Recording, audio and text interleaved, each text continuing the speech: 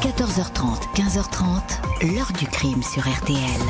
Jean-Alphonse Richard. Le 7 janvier 1993, les corps sans vie de Michel Chabert, épouse Marinescu, et de sa fille Christine Marinescu étaient découverts par les gendarmes. Les deux victimes, qui se trouvaient dans leurs chambres respectives, avaient été égorgées. Bonjour. Dans un dossier criminel, un solide alibi suffit généralement à innocenter un suspect, sauf si une trace ADN vient jouer les troubles faits et serait alors la preuve incontestable d'une culpabilité. Que retenir alors? L'alibi ou l'ADN? C'est ce dilemme qui est au cœur de l'affaire Marinescu. Il y a 29 ans, Michel Marinescu et sa fille Christine, 13 ans, sont retrouvés égorgés dans leur maison près de Grenoble. Marianne Marinescu, le mari et le père des deux victimes, a longtemps été insoupçonnable aux yeux des enquêteurs. Le jour du crime, il était à 2000 km de chez lui, en vacances, en Roumanie. L'enquête a alors fait du surplace et malgré les investigations, le dossier a fini par rejoindre la longue liste des cold cases. Coup de théâtre, après un quart de siècle de silence, une trace ADN change complètement la donne. Elle désigne le père de famille comme le suspect numéro 1. Le tueur est-il le bon? L'ADN serait-elle devenue la reine des preuves? Question que nous allons poser aujourd'hui à nos invités. Le mystère Marinescu, le si long voyage de l'assassin présumé. Deux corps, la mère, la fille et un couteau de cuisine. C'est aujourd'hui l'enquête de l'heure du crime, la seule émission radio 100% fait divers. A tout de suite sur RTL. 14h30, 15h30, Jean-Alphonse Richard sur RTL. L'heure du crime. Dans l'heure du crime aujourd'hui, l'affaire Marinescu, du nom de ce couple installé à Grenoble avec leurs deux enfants au tout début de l'année 1993. Deux membres de cette famille vont être retrouvés dans un bain de sang, assassinés de la plus sauvage des façons. Ce jeudi 7 janvier 1993, le responsable d'une petite société informatique installée à Montbonneau, une commune limitrophe de Grenoble, ne comprend pas pourquoi, en ce milieu de matinée, Michel Marinescu n'est toujours pas là. Cette femme est son associée dans l'entreprise, tout comme son mari, l'ingénieur Marianne Marinescu, qui est alors parti quelques jours en Roumanie. Michel ne répond pas au téléphone. Pas normal pour cette femme à cheval sur les horaires. Les gendarmes sont prévenus. Une patrouille se présente alors rue de la Cerisée, une voie discrète bordée de pavillons dans le quartier de Sassenage à Grenoble. Maison vide en apparence. En entrant, les gendarmes découvrent un spectacle des plus glaçants. Dans une première chambre, il y a sur le lit ensanglanté le corps de l'épouse. Michel Marinescu, 43 ans, repose nue sur le dos, les jambes relevées. Elle a reçu plusieurs coups de couteau portés à la gorge. Dans une chambre voisine, sa fille Christine, âgée de 13 ans, a subi un sort identique. Elle est couchée sur le ventre, son jean est déboutonné mais il n'a pas été baissé. Les deux victimes ont, semble-t-il, été attaquées la veille, probablement dans la soirée. Toutes deux ont été égorgées. Les gendarmes, appuyés par des experts de police scientifique, sont à pied d'œuvre dans le pavillon de la rue de la Cerisée. Ils ne constatent pas de traces d'effraction dans la maison où rien ne semble avoir été dérobé. Ils n'excluent pas toutefois un crime de rôdeur qui aurait été surpris en pleine visite des lieux, à moins qu'il ne s'agisse d'une tentative d'agression sexuelle qui aurait tourné au massacre. Le ou les meurtriers ont utilisé un couteau de cuisine se trouvant sur place. Les voisins directs des Marinescu et les autres riverains n'ont rien noté de particulier. Ils n'ont rien entendu, aucun cri ou bruit suspect dans ce coin très tranquille. Les analyses des très nombreuses taches de sang relevées sur les victimes ne vont pas apporter d'éléments probants, tout comme les relevés d'empreintes. Le lendemain, vendredi 8 janvier, Marianne Marinescu, le mari de Michel et le père de Christine, rentre en catastrophe à Grenoble. Il est accompagné de son jeune fils de 8 ans, Julien. Tous deux se trouvaient depuis quelques jours en Roumanie chez des cousins à l'occasion des fêtes de fin d'année. L'homme paraît sous le choc, il est incapable d'expliquer ce qui a pu se passer. Michel, cheveux bruns frisés, lunettes, était une femme souriante qui ne semblait pas avoir de problème particulier. On ne lui connaissait pas d'ennemi, confie alors sa sœur Danielle Castro. Le mari confirme, même si les investigations vont faire apparaître quelques fissures dans cette sage vie de couple.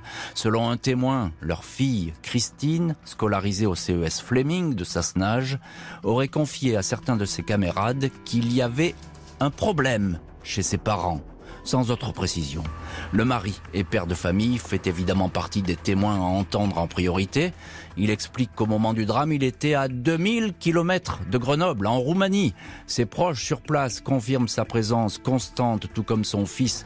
Il présente son passeport. Le mari se trouvait manifestement en Roumanie. Les visas mentionnés excluent tout retour en France, écrivent les gendarmes. Marian Marinescu est alors exclue de la liste des suspects. Et des suspects, il va y en avoir quelques-uns dans cette affaire, des pistes également, on va voir tout cela dans les chapitres suivants. Pour le moment, nous en sommes au tout début de l'affaire. Bonjour Serge Pueyo. Bonjour Jean-Alphonse. Merci beaucoup d'être aujourd'hui au téléphone de l'heure du crime. On vous connaît bien sur RTL puisque vous êtes notre correspondant à Grenoble et dans toute cette région de Rhône-Alpes. On plante le décor avec vous, Serge, dans cette ville que vous connaissez si bien, Grenoble. J'ai envie de dire tout simplement, les Marinescu, une famille tranquille, dans un quartier tranquille. Oui, les Marinescu habitent la petite ville de Sassenage, donc c'est dans la banlieue de Grenoble, au pied du Vercors, dans un quartier où il y a des pavillons, donc un quartier, vous l'avez dit, tout à fait tranquille, sans problème de délinquance a priori. Et donc c'est une famille assez aisée, le mari est ingénieur et la mère travaille également dans la même entreprise, et donc pas de problème a priori pour cette famille. Maître Hervé Gerby, bonjour. Bonjour. Merci beaucoup d'avoir accepté l'invitation de l'heure du crime et d'être aujourd'hui dans le studio de l'heure du crime. Vous êtes avocat dans cette affaire des parties civiles, c'est-à-dire très précisément de Danielle Castro, qui est la sœur de Michel Marinescu et la tante de Christine, ce sont les deux victimes. On le disait avec Serge Pueyo, c'est une famille, il n'y a pas tellement de problèmes chez les Marinescu, tout paraît tranquille, non, dans ce couple et avec leurs deux enfants. Il y a des tensions, elles sont connues. Il y a, comme dans toute famille, un regard qui peut être porté sur le beau-frère, sur la façon d'être de cet ingénieur qui est aussi un chef d'entreprise qui a une notoriété sur Grenoble, quelqu'un qui a une forte personnalité, qui est d'ailleurs physiquement assez grand, assez imposant. Voilà, assez grand, assez imposant, forte personnalité, qui est connu sur le bassin grenoblois. On connaît dans la famille, on connaît particulièrement les tensions effectivement de ce couple.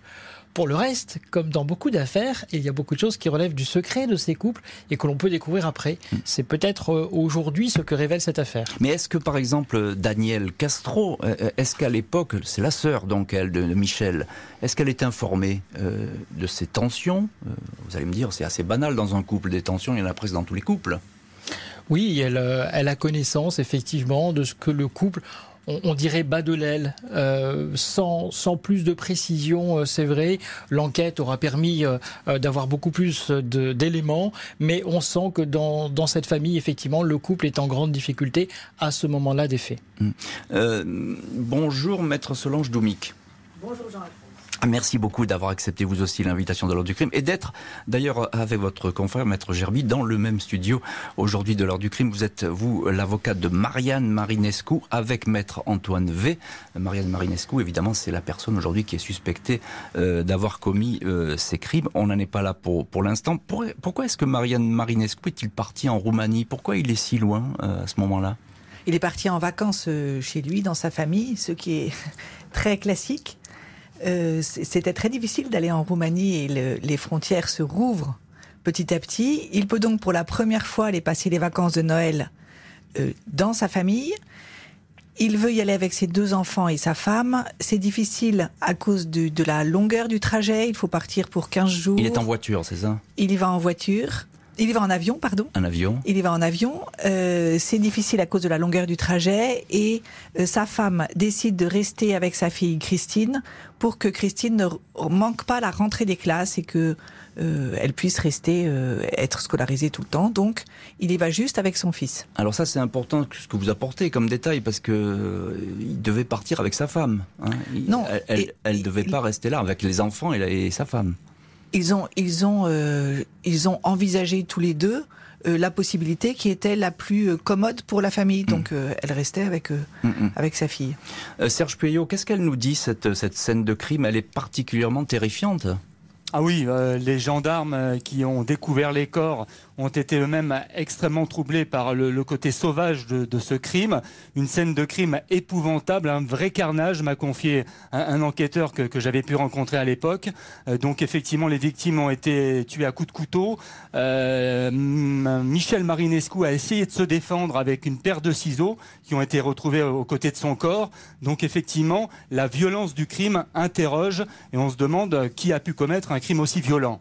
Maître Gerby, il n'y a pas de traces d'effraction dans la maison? Pas de traces d'effraction. Il n'y a pas de porte cassée? Il n'y a pas de vol. Rien n'a disparu. Quasiment tout est en l'état, si ce n'est ces 2 corps que l'on va retrouver dans cette scène terrible que vous avez indiquée. Donc on peut immédiatement à ce moment-là écarter la piste du rôdeur qui serait venu à des fins matérielles pour venir commettre un vol dans cette maison, dans ce quartier un peu résidentiel. C'est une piste qui peut être, au vu de la scène du crime, totalement écartée. Oui, de toute évidence, c'est quelqu'un qui connaît les lieux, ou en tout cas qui a pu rentrer de manière assez facile dans la demeure. Maître Dominique, vous êtes d'accord avec ça? Oui, mais pour ouvrir la porte, on n'a pas besoin d'effraction. Quand les gens sont à l'intérieur, on ouvre la porte. Donc ça peut être un rôdeur, pas à des fins matérielles.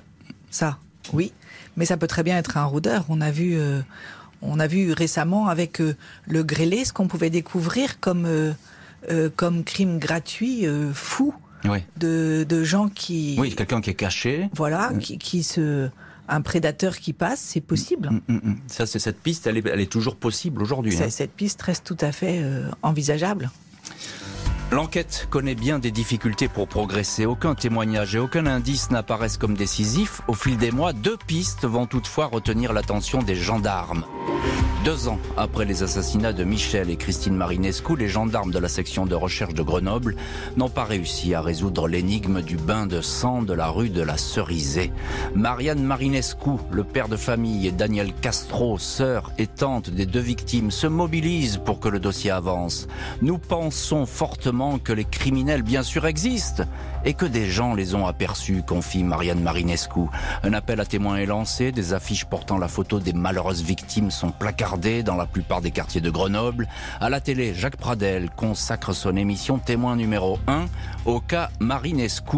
Autant d'interventions qui ne portent pas leurs fruits. Les enquêteurs décident d'élargir au maximum le cercle des investigations, notamment parmi des personnes ayant pu approcher les victimes. En 1996, 3 ans après le drame, 2 frères qui connaissaient les Marinescu sont placés en garde à vue. Ils sont décrits comme violents. Ils ont déjà eu maille à partir avec certaines personnes à Grenoble. Ils seraient instables. Mais les interrogatoires ne donnent rien. Les 2 frères sont relâchés.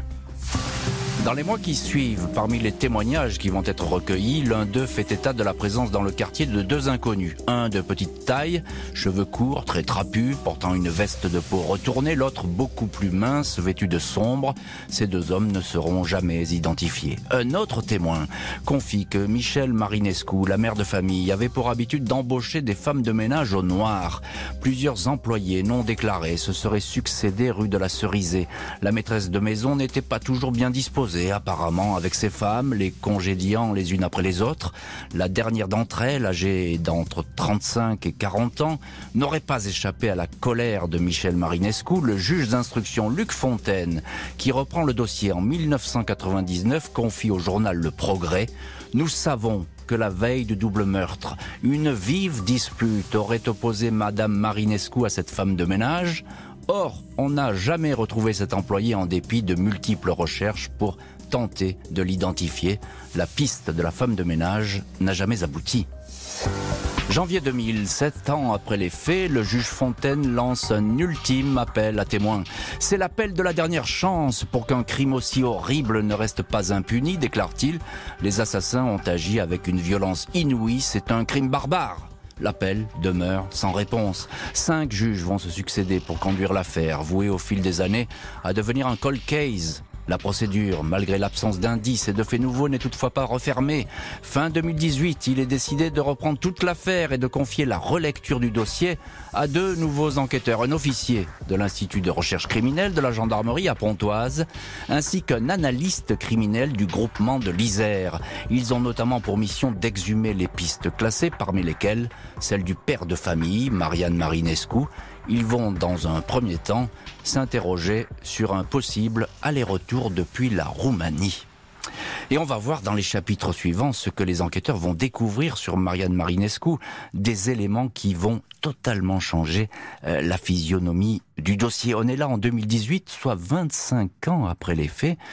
Et ce qu'il y a de très étonnant, c'est que très vite, l'enquête est arrivée sur un faux plat. Serge Puyot, notre correspondant à Grenoble, pourquoi cette immobilité dans l'enquête qui semble déjà durer des années? On n'a rien trouvé du tout? On a entendu des dizaines de témoins, il y a une dizaine de gardes à vue, et effectivement, aucun de ces témoins n'a pu être confondu. En tout cas, aucun élément scientifique ou probant a pu le mettre en cause dans cette tuerie de meurtre sauvage.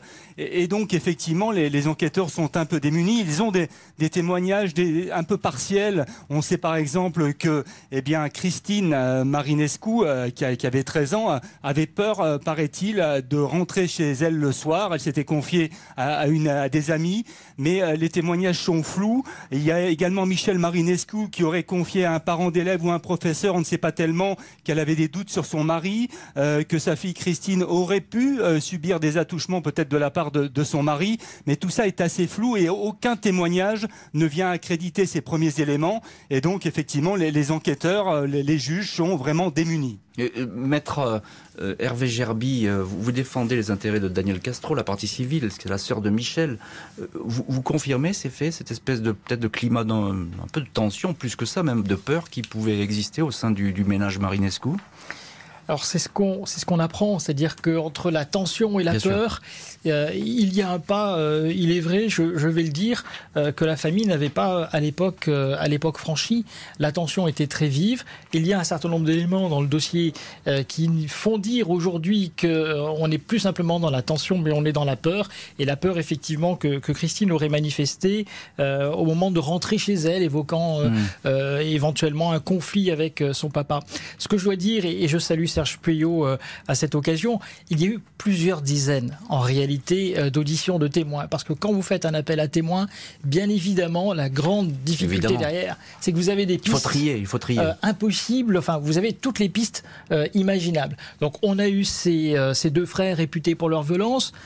On a eu effectivement cette femme de ménage un peu fantôme, mais les deux frères, pas de mobile possible, et la femme de ménage, finalement, peut-on imaginer un seul instant que pour une dispute on puisse en venir à une scène de violence comme celle-ci? Ça paraît pas sérieux, d'autant plus qu'encore une fois, matériellement, il y a pas de perte d'argent. On peut pas dire il y avait de l'argent qui était caché quelque part dans la maison, qui aurait disparu. Il n'y a pas eu de défraction. Voilà, on fait le tour des comptes bancaires, les assurances vie, etc. Il n'y a rien de tout ça qui permettrait de dire qu'un tiers intéressé financièrement aurait pu perpétrer ce geste.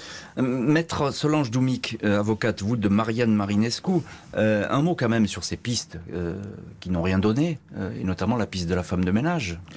Ces pistes n'ont rien donné parce qu'elles n'ont pas abouti, parce qu'on n'a pas pu aller au bout.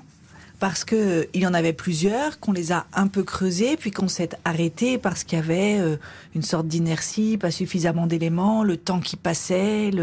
Mais on n'a jamais été au bout, jamais on a dit non, c'est sûr, ce n'est pas ça.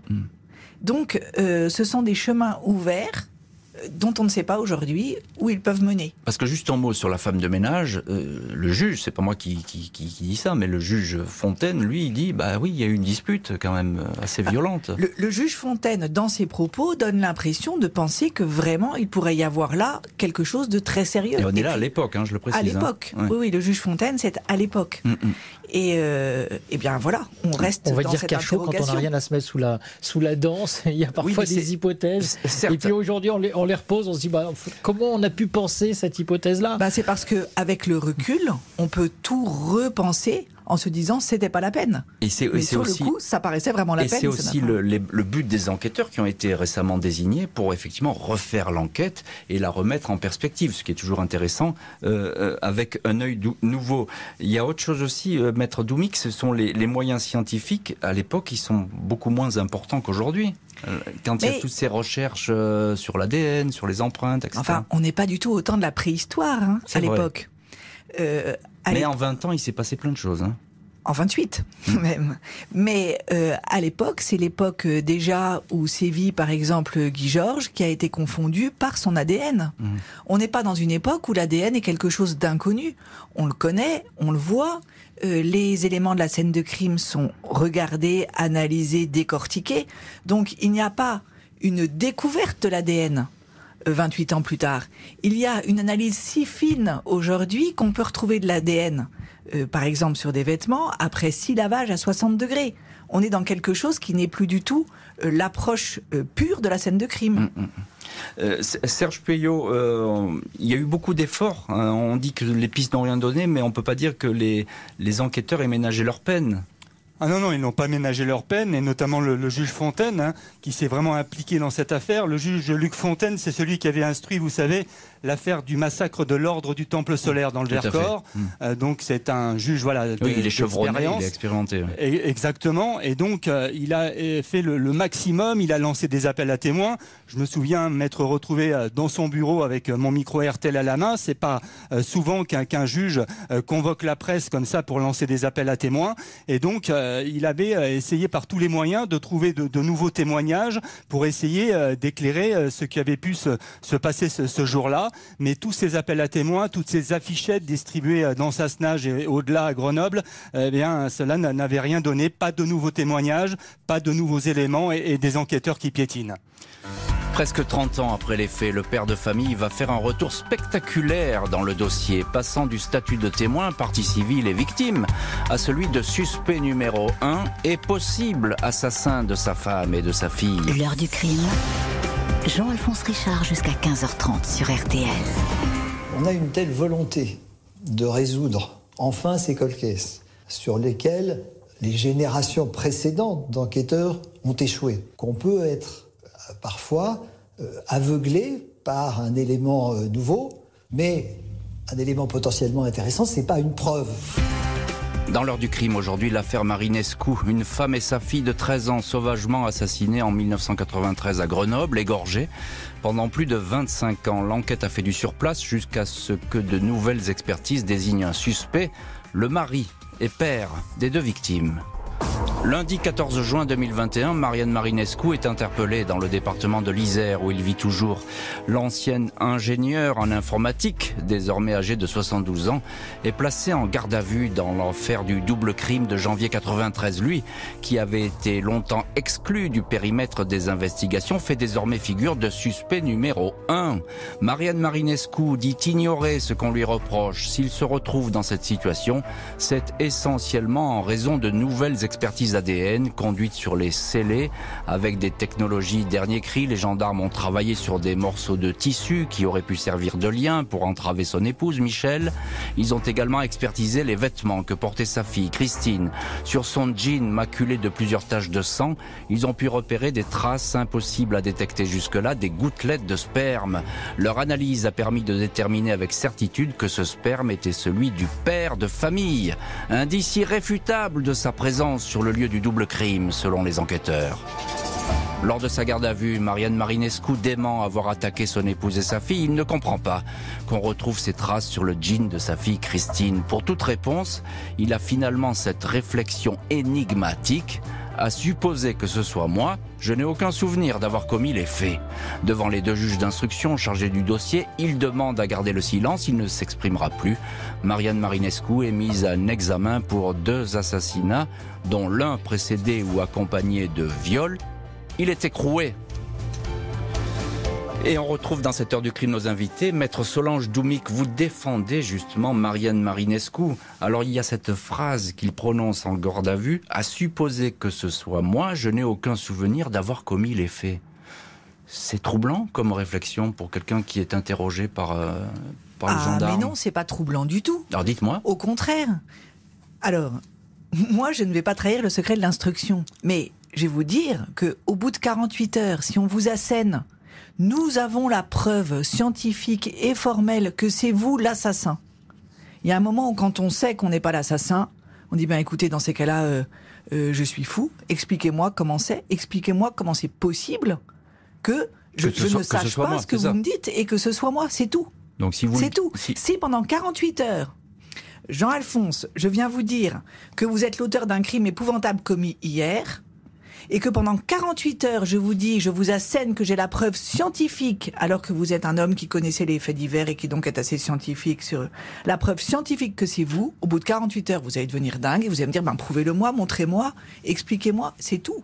Ouais. C'est rien d'autre. Effectivement. C'est une interrogation. Face au juge Doumic, j'aurais peut-être des difficultés. Mais encore un mot, Solange Doumic. Il y a l'ADN quand même.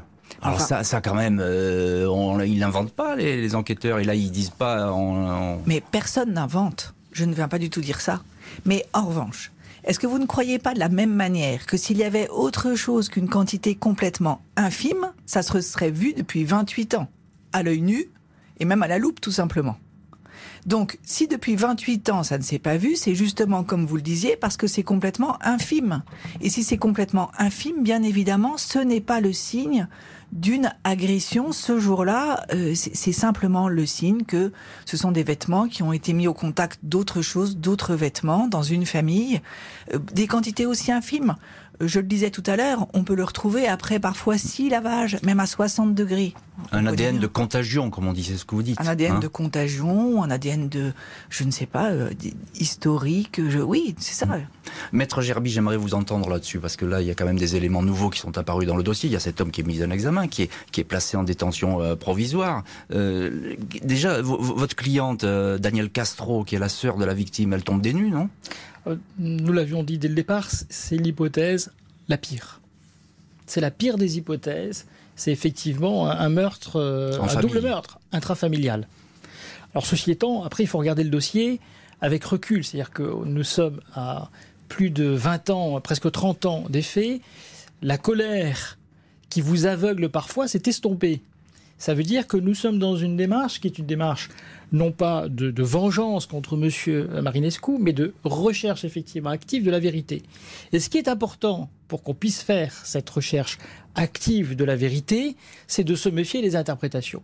C'est-à-dire qu'on veut vous faire aujourd'hui interpréter les déclarations de ce monsieur en garde à vue en leur donnant un sens qu'elles n'ont pas. Il y a les déclarations, c'est un peu comme les traces ADN, il faut prendre les choses de façon brute, sans vouloir les interpréter. Donc n'interprétons pas les propos de M. Marinescu au moment de ses gardes à vue. Il a dit ce qu'il a dit et c'est suffisamment incompréhensible pour qu'effectivement ça s'ajoute à cette question de l'ADN qu'on a retrouvé, mais qu'on retrouve pourquoi ? Parce qu'aujourd'hui, les techniques ont considérablement évolué, les séquençages sont de plus en plus précis et on arrive à isoler des traces qui n'étaient pas nécessairement particulièrement visibles. Voilà où nous en sommes dans ce dossier. Oui, et si c'est pas visible ? C'est que c'était pas important. Si c'est pas important, c'est que c'est pas la preuve. Difficile de s'y retrouver tout de même dans ce dossier.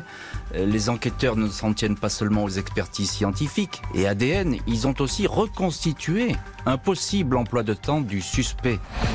Marian Marinescu a toujours soutenu qu'il se trouvait en Roumanie avec son fils, dans sa famille, quand sa femme et sa fille ont été assassinées à Grenoble. Son passeport ne comporte effectivement pas de visa démontrant qu'il aurait quitté le pays. Les enquêteurs ont cependant passé au crible l'emploi du temps de l'époque du père de famille, une ligne de temps selon le jargon de la gendarmerie. Ils ont pu établir que ce timing comportait un trou de 48 heures. Selon cette analyse, Marian Marinescu aurait tout à fait été capable de quitter en voiture la Roumanie pour rentrer chez lui, à Grenoble, commettre le double crime, puis retourner en Roumanie. 4000 km au total parcourus en plein hiver, en empruntant des routes secondaires, en évitant les postes frontières pour ne pas avoir à présenter son passeport. C'est matériellement impossible, car il aurait fallu que mon client roule d'une traite sans faire de pause à la vitesse d'un super-héros, indique l'une de ses avocates, Solange Doumic. Maître Antoine V, autre avocat de Marian Marinescu, venu à Grenoble en mai 2022 pour plaider la remise en liberté de son client, assure aussi que les accusations d'ADN et de trajet ne tiennent pas. Monsieur Marinescu n'était pas là au moment du crime, il était en Roumanie. Il se dit innocent, marqué par ce que dit la justice, il vit un choc carcéral. Si on ne cherche que des éléments de culpabilité, cela mène au fiasco devant les assises ou à l'erreur judiciaire, confie Maître V au journal Le Dauphiné Libéré. Et voilà donc pour cette question capitale qui est la question du trajet. Est-ce que cet homme a parcouru autant de kilomètres en voiture pour venir tuer sa femme et sa fille? Serge Peuillot, notre correspondant à Grenoble, ils ont beaucoup travaillé sur ce trou de 48 heures et les gendarmes ils disent c'est possible finalement.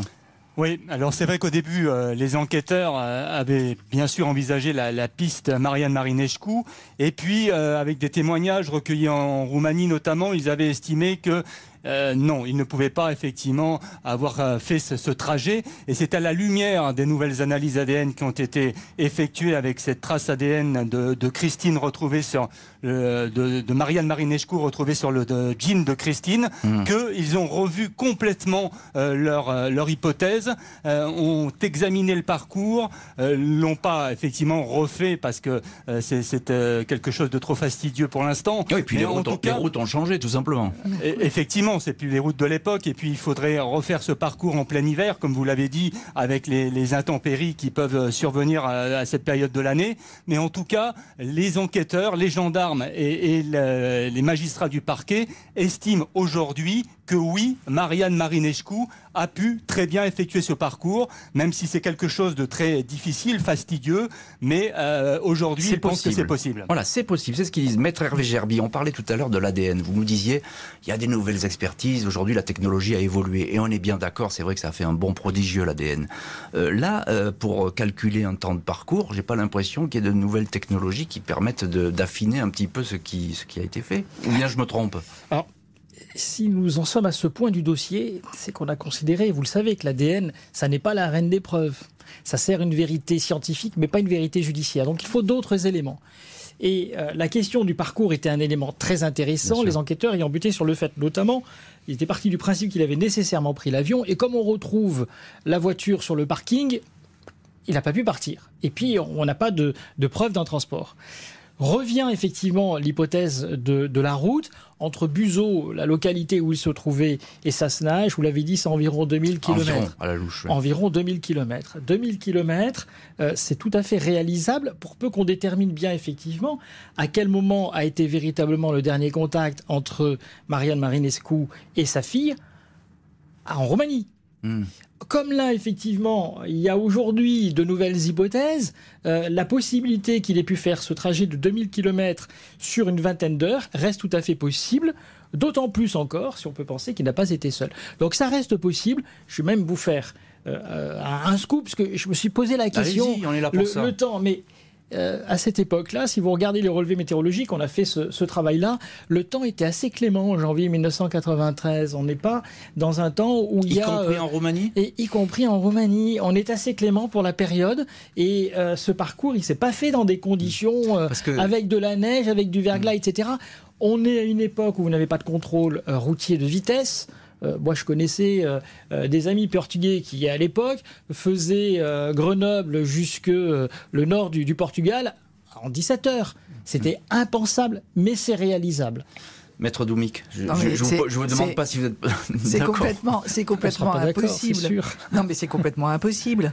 Il y a un minimum de 30 heures. Alors, je veux bien qu'avec des excès de vitesse, etc., il y a des petites routes à prendre pour éviter les postes frontières, puisqu'on a vu que son passeport n'avait le visa. Il fallait un visa. Il y a aucun visa sur son passeport. On sait que Marian Marinescu n'a pas passé de frontières. Donc, il faut quand même qu'il se débrouille. Il peut pas filer comme le vent sur une autoroute. Et puis, c'est sans dormir, sans pause. C'est absolument impossible. Avec un complice, j'entends maintenant tout d'un coup qu'il serait arrivé, donc il serait deux. Et quand on vous parle de ce trou dans son emploi du temps, soyons clairs, c'est pas un trou. On sait qu'il est en Roumanie, toute sa famille le dit, etc. Son fils aussi le dit. Mais oui, on dit simplement que c'est que pendant 2 jours, on n'a pas la preuve qu'il a passé des coups de téléphone. C'est le moment où on n'a pas... Donc il faut arrêter.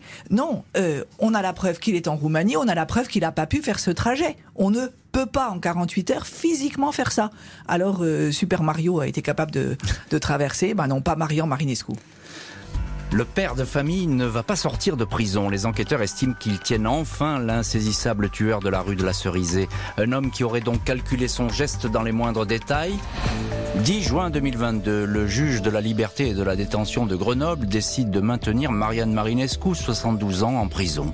Ses avocats avaient pourtant avancé que l'état judiciaire et médical de cet homme ne justifiait pas un séjour carcéral.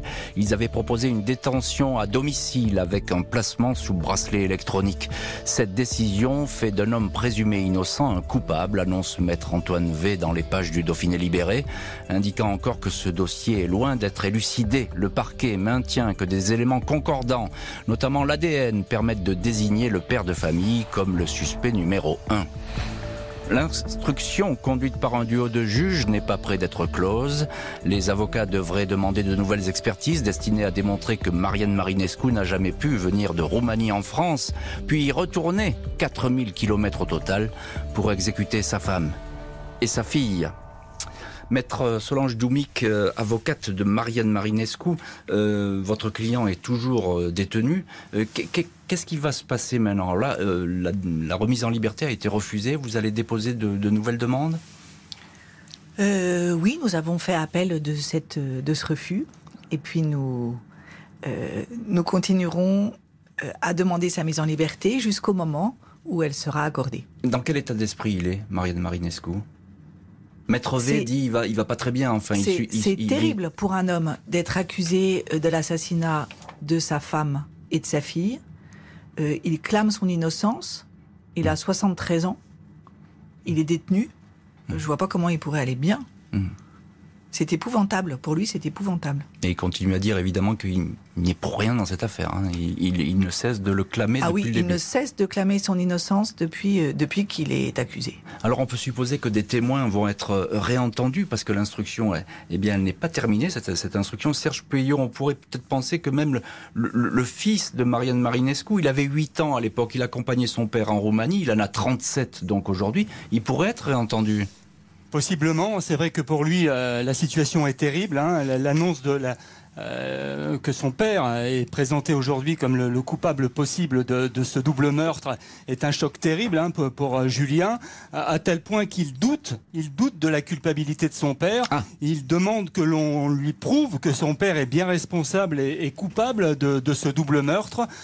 Son avocat grenoblois avec qui j'ai pu converser reste silencieux pour l'instant et respecte la position de son client, mais lui, effectivement, Julien, doute encore de la culpabilité de son père. Ah oui, donc on le sent bien, c'est très important ce que vous nous dites, Serge Pueyo, et merci pour cette information, parce que effectivement, dans ce cas d'affaires criminelles, souvent, bien les familles sont fracturées. Maître Gerby, c'est le cas ici.